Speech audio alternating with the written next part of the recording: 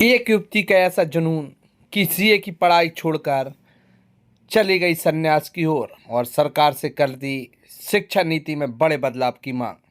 जी हां, अशोकनगर की एक युवती अमृता सेठ लगातार सालों से सरकार से शिक्षा नीति में बदलाव की मांग कर रही है और लगातार अधिकारियों के ऑफिसों में आवेदन देती नजर आती है और साथ ही साथ सोशल मीडिया पर यह महिला लगातार अपनी मांग करती है कि शिक्षा नीति में बदलाव होना चाहिए। लगातार सिर्फ डिग्रियां ही व्यक्तियों के लिए काफ़ी नहीं है, उनको व्यावसायिक शिक्षा दी जाए, उन्हें आने वाले ज़िंदगी के लिए एक ऐसा प्लेटफॉर्म दिया जाए जिससे कि वो पैसा कमा सकें और अपने परिवार का बेहतर ढंग से संचालन कर सकें।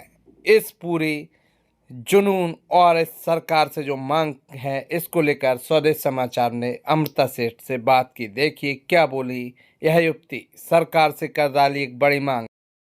सरकार ने लगातार व्यावसायिक शिक्षा की ओर जोर दे रहे हैं। लगातार व्यावसायिक शिक्षा को बढ़ाने के लिए सरकार ने लगातार नए नए कॉलेज और नए नए प्रोग्राम्स लेके आ रही हैं। लेकिन इन सब के बीच भी यदि देखा जाए तो अशोकनगर में एक युवती है अमिता सेठ। इनका लगातार सरकार से, इनका सालों से सरकार से मांग की जा रही है कि बच्चों को इन डिग्रियों से, ये इनकी डिग्रियां, ये डिग्रियां फाड़ रही थी लेकिन इनकी डिग्रियां मैंने ले ली। लेकिन इनका स्पष्ट तौर पे सरकार से कहना है कि ये डिग्रियां किसी के भी काम की नहीं है जब तक कि यदि इनसे पैसा कमाना इन बच्चों को नहीं आएगा। इनका पूरे स्पष्ट तौर पे यदि इनका देखा जाए तो इनने सीए का एंट्रेंस भी क्लियर किया है, लेकिन इसके बाद ये एकदम अध्यात्म की ओर मुड़ गई और उसके बाद लगातार सरकार से शिक्षा जो नीति है, शिक्षा नीति में परिवर्तन करने के लिए लगातार ये मांग कर रही हैं।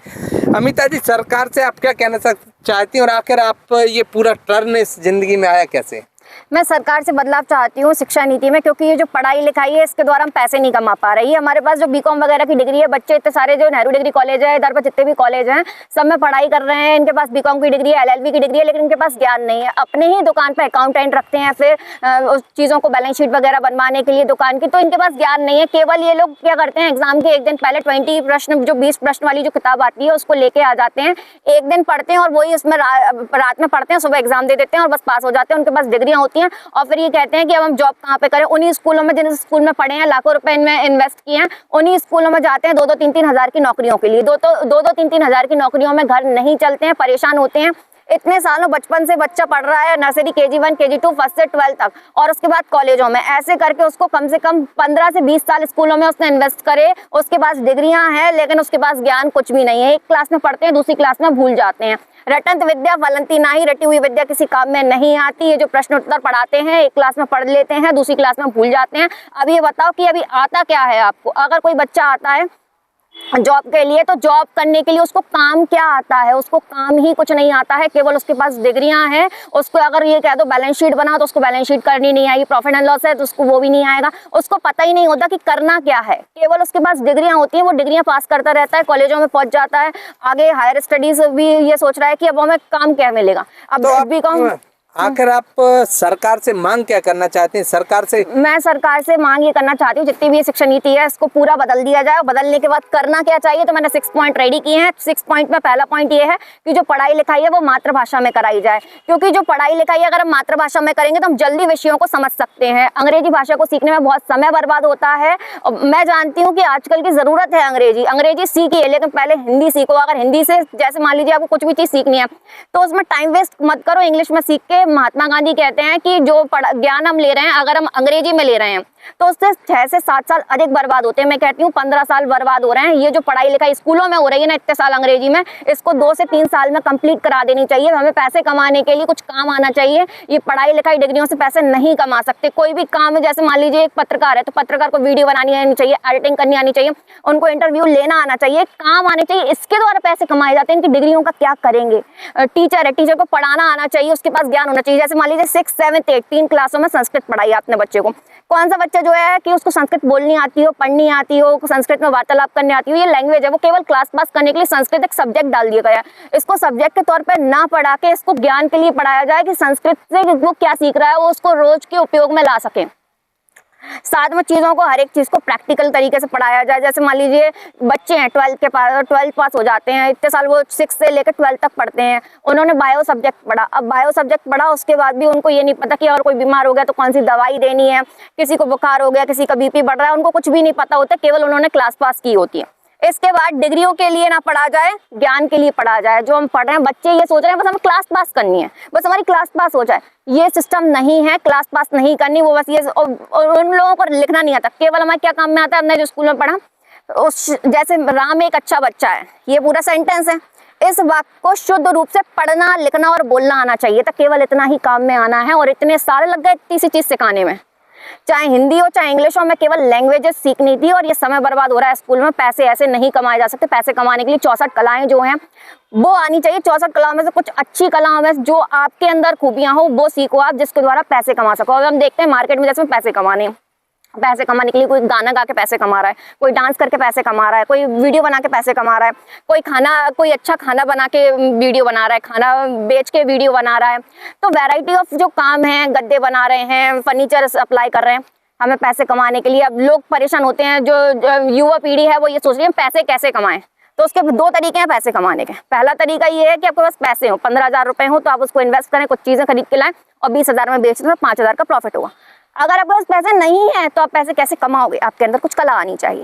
एक और मैं आपसे सवाल कर रहा था, आपने ये शिक्षा पद नीति में बड़े बदलाव की बात की है। लगातार जो आप एक हॉबी है उसको आगे लाके कहीं ना कहीं आगे लाने की बात कर रहे हैं और इसको व्यावसायिक तौर पर उपयोग के शासन से मांग करें। लेकिन छोटी सी उम्र में आपने सीए को एंट्रेंस क्लियर किया, उसके बाद अध्यात्म की ओर चले गए और फिर ये शिक्षा नीति में बदलाव। आखिर आपकी भी बेरोजगारी, कहीं आपकी परेशानी है ये या आत्मचिंतन है, क्या है कि आप पूरी शिक्षा पर मैं ये बात बताना चाहती हूँ, जब मैं सीए कर रही थी तो मेंटली जो अपन को जो पारिवारिक जीवन है इसमें अपन सुखी नहीं रह सकते। अपन चाहे कितने भी पढ़ लिख ले, अपने पास कितना भी ज्ञान हो, लेकिन जो अपन को आध्यात्मिक खुशी जो है, जो पढ़ के जिस चीज को आप नॉर्मल आपके जीवन में खुशी से जीवन व्यतीत कर सकते हैं, वो आपको धर्म की तरफ ही मिलेगी। धार्मिक तरीके से जो खुशी मिल सकती है ना, वो कहीं पर भी नहीं मिलेगी। रामचरितमानस पढ़ के जो खुशी मिलेगी ना, वो कहीं पर भी नहीं मिलेगी। उसको अपने जीवन में धारण करके जो चीजें मिलेंगी ना, वो कहीं पे भी नहीं मिलेंगी। वो आपको जीवन से जोड़ देगी। और साथ में मैं ये कहना चाहती हूँ, जो अपन पढ़ाई लिखाई कर रहे हैं, ऐसी पढ़ाई लिखाई ना हो कि हमें दूसरों के अंडर नौकरी करनी पड़े। इतने साल हमने पढ़ाई लिखाई करी, उसके बाद भी हम नौकरियों के लिए फिर रहे हैं, क्यों? ऐसी पढ़ाई लिखाई कराओ जिससे कि हम अपना खुद का व्यापार कर सके। व्यावसायिक शिक्षा पर जोर देना चाहिए सरकार को। साथ में मैं ये कहना चाहती हूँ, धर्म की शिक्षा दी जाए जिससे कि हम बच्चों में अच्छा चरित्र निर्माण कर सकें। लोग गालियां दे रहे हैं, अच्छे से मारपीट कर रहे हैं, तमीज से बोलना नहीं आ रहा, तो बच्चों को प्रेम भाव सिखाएं, ये भी बहुत ज़रूरी है। क्योंकि प्रेम पे ही दुनिया आधारित है। अगर प्रेम भाव नहीं है तो हर जगह लड़ाई झगड़ा कलेश, हर कोई एक दूसरे की चीज़ें छीनने में लगा हुआ है। घरों में अब आपस में भाई में लड़ाई झगड़ा हो रहा है। तो हमें धार्मिक शिक्षा दी जानी चाहिए। हम बच्चों को श्रीमद् भगवद गीता का अगर ज्ञान देंगे तो बच्चों को ये पता पड़ेगा, जो युद्ध हुआ था वो इसलिए हुआ था कि जो पांडव और कौरव हैं, जो ताऊ और चाचा के लड़के हैं, आपस में युद्ध करते हैं केवल भूमि के लिए।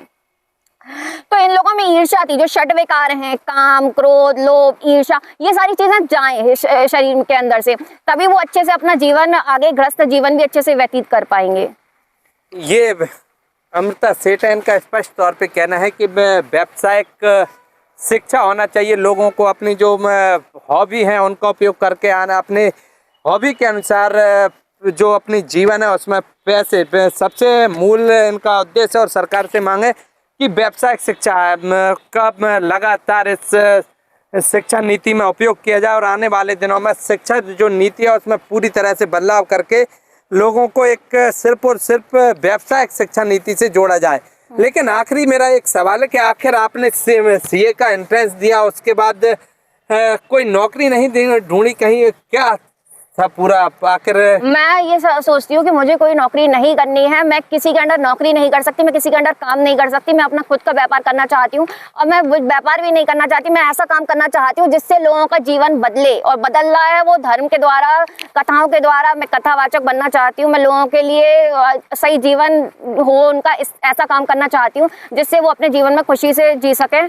ऐसा काम करना चाहती हूँ और साथ में ऐसा भी काम करना चाहती हूँ जिससे कि वो परेशान ना हो। वो काम मैं ये कर रही हूँ कि मैं लोगों के लिए पढ़ाई लिखाई के सिस्टम को ही चेंज करवा देना चाहती हूँ, जिससे कि वो ऐसी पढ़ाई करें जिसके द्वारा वो पैसे कमा सकें। मेरे जो काफ़ी सारे स्टूडेंट्स हैं, मैं टीचर रही हूँ, मैं बहुत सारे बच्चों को कोचिंग पढ़ाती थी, तो मैंने देखा है जो चीज़ें मैं उनको पढ़ा रही हूँ ये मेरे जीवन में किसी भी उपयोग में नहीं आ रही हैं और उनका जीवन मेरा जीवन बर्बाद हो गया ये फालतू की चीज़ें पढ़ के। मैं नहीं चाहती कि मेरे खुद के बच्चों का भी जीवन बर्बाद हो, इसीलिए मैं पढ़ाई लिखाई में बदलाव चाहती हूँ। मैं अपने बच्चों को ऐसी शिक्षा देती हूँ जिसके द्वारा कि वो खुद आगे चल के व्यापार कर सकें, बिजनेस कर सकें और वो आगे परेशान ना हो, अपने जीवन में ग्रस्त जीवन में परेशान ना हो, क्योंकि घर जो है वो पैसे से चलता है। जो पढ़ाई लिखाई भी जो हमने करी ना ये भी पैसे देके ही करी है, तो ऐसी पढ़ाई लिखाई कराओ जिसके द्वारा हम पैसे कमा सकें। मुझे नहीं लगता कि ये पढ़ाई लिखाई सही है, इसको पूरी तरीके से बदल देना चाहिए। मेरा सरकार से यही निवेदन है हाथ जोड़कर कि संपर्क करें मुझसे और जो भी शिक्षा नीति में बदलाव है उसको पूरी तरीके से चेंज करा जाए। ये पूरा घटिया सिस्टम बंद करो, ये किताबी रटंत विद्या फलंती नाई, ये जो पुराना सिस्टम है इसको बिल्कुल पूरी तरीके से बंद कर देना चाहिए। जो भी लोग ये मेरी वीडियो देख रहे हैं